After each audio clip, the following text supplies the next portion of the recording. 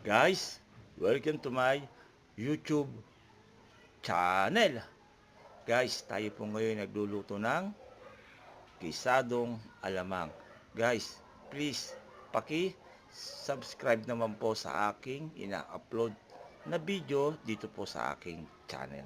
Guys, naglagay na po tayo dyan ng kamatis, bawang, sibuyas, mantika at ang ating fresh na alamang. Guys, atin lang itong ihalo-halo o igigisa sa ating mga sangkap tulad ng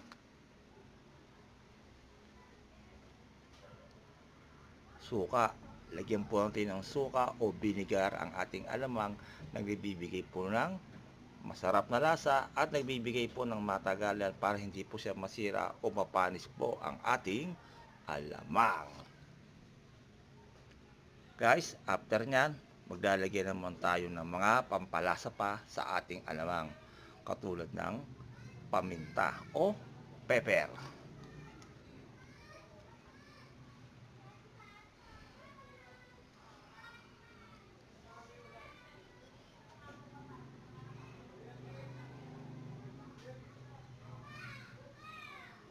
Guys, ayun na po ang ating paminta, atin na pong ibuhudbod.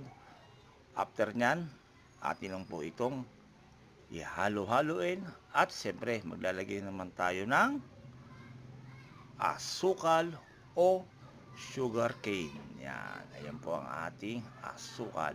Atin lang po itong ibubudbod para po mabalanse po yung alat at tamis ng ating alamang o salty and sweetest ng ating alamang. Guys, atin lang po itong igigisa o halo-haluin hanggang sa matunaw po ang mga sangkap na ating inilagay. Guys, atin lang itong papupulahin at atin itong